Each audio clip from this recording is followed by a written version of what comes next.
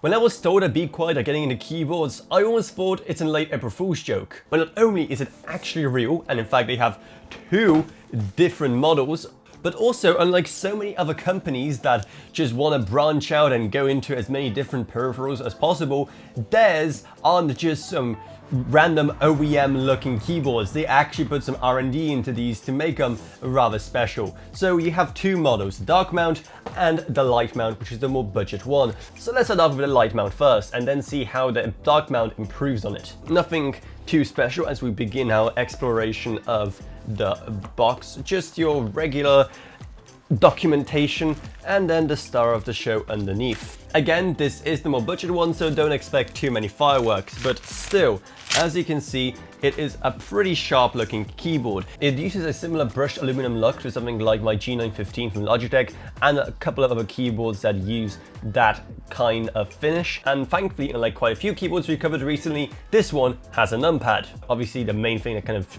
stands out here is just the fact you get a volume knob here on the left with a full-on mute button in the middle, a nice RGB light going at the top, and also at the bottom, as you can see, you get 5 macro keys that you can customize however you want using Be Quiet's own software. Yes, that means you need yet another piece of software to control the macros and RGB on this thing, though like many other companies now, they also do offer a web version. However, that one has limited functionality, so pick your poison. Turning it around, you have your kind of USB Type-C port there. It is unfortunately not wireless. If it was, I would be switching from my G915 instantly to this. And also you have your feet, which are adjustable to 2 levels. So now when we actually come down to use it, and the very first thing you'll notice is that how they are pretty quiet. Almost as if the name is Be Quiet. Shocking, I know. By that logic, I expect them to be making headphones with ANC pretty soon. In fact, if I bring it up right to my mic, you hear? However, it doesn't have the same kind of satisfaction that some other switches I've used had. In terms of what switch there actually is inside, it is a completely custom switch to achieve the goals of an ultra silent keyboard. And thankfully, unlike quite a few other keyboards nowadays, they haven't cheaped out when it comes to actually giving you the indicator lights of what functions are turned on and off. Now, they aren't located here, as you can see. They are hidden here next to the arrow keys instead. Again, I have no idea why some companies are deciding not to have them for some reason anymore. Just, it can't cost that much extra, really. Now let us venture deeper into the box itself, where we still have quite a few things to go through, including a wrist rest. It is literally the most basic wrist rest you can have that attaches magnetically. It doesn't even have like a Be Quiet logo or anything, so that is either a good thing or a bad thing, depending on how you like it. But at least the material itself is soft enough, I'd say. Not the nicest in the world, but still not bad at all. Next up, you have the cable itself, nice and braided, C2A, and then in this final container, you just have a nice little switch and key puller, because yes, it does feature hot swappable switches. If you really hate these and you want to try something else, then you can very much do that. Just remember that you will make whatever engineers spend so much time making sure that those switches are as silent as possible cry. So apart from all of that, there isn't too much to say about this. So let's move on to the more interesting one, the dark mount. And the box is a lot more premium, made of a much thicker material than that of the light mount. But now let's see exactly what differences that, well, you would actually care about there actually are, because I don't think anyone's buying this for the box. Or maybe you are, I'm not judging. Here is the star of the show, and the first thing you'll notice is that it's a lot, well,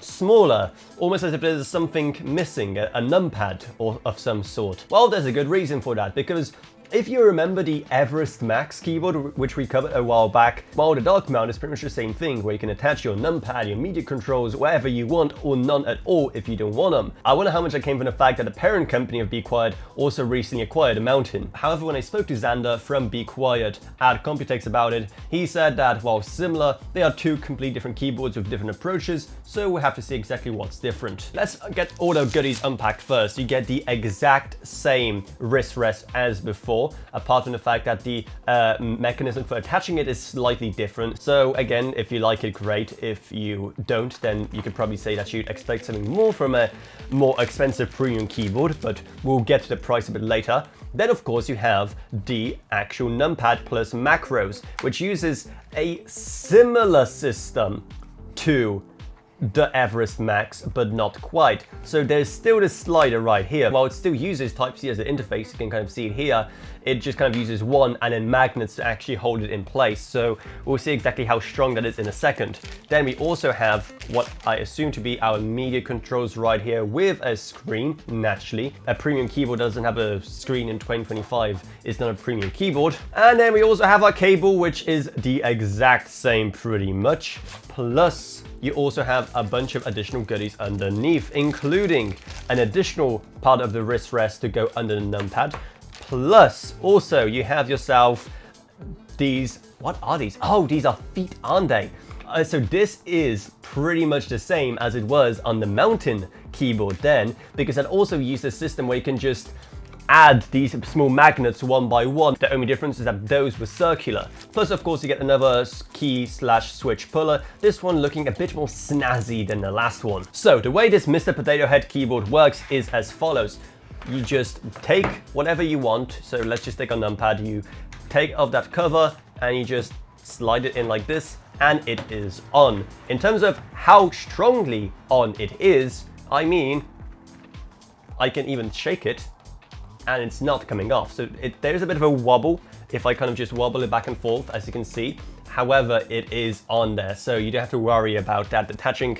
However, I don't think you'll be doing a lot of maneuvers like this when just sat at your desk. In fact, I have no idea when you'll be doing this to your keyboard, but still, it's good to stress test these kind of things. Then you can have your media controls either here, or you can also have them on the other side right here somewhere. Oop, there we go. So this is kind of what a complete thing will look like. Let's just attach the wrist rest as well.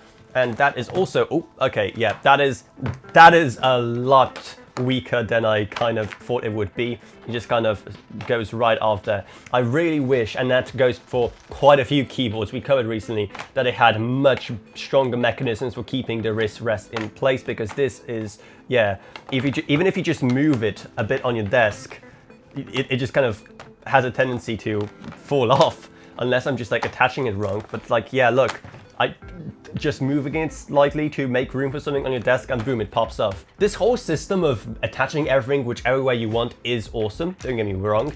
At the same time, you probably just set it up once and forget about it. But that feels like a bit too much of a downer, so let's just move on to the typing experience, which will be, for the most part, pretty much the same. However, this sample they send me actually uses, as you can see, slightly different switches. These are the orange ones, which are the silent linear, while the light mount they send me use the black tactile ones. It is fine, however, I'm just so not used to using linear at this point, it's kind of weird. And honestly, now using those, it makes me really appreciate those tactile ones and how silent they were able to make a tactile switch, and also how to still give it a bit of a punch. It was a bit on the mushy side, but just a bit. It was still more than good enough. And this, again, if you like your linears, then you like this, because it's just a linear, nice, smooth switch, but it with basically a silencer on it. So let's do a bit of a comparison. So this is the tactile switch again.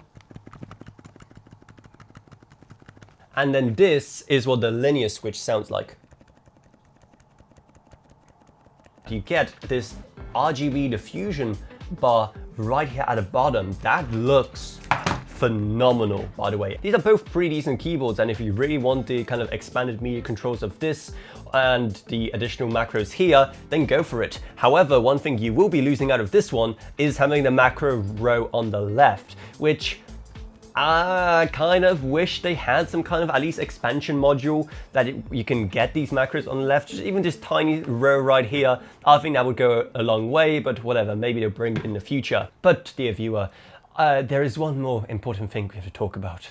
The price. Because oh boy, these things aren't cheap, with the light mount costing you $170, and that is in dollars, euros, and pounds. And then the dark mount, this thing will cost you $255. That is kind of a lot for a keyboard. It really just depends on if you care about having such a system, because that's a pretty big premium for something that you may just set up once and never think about again.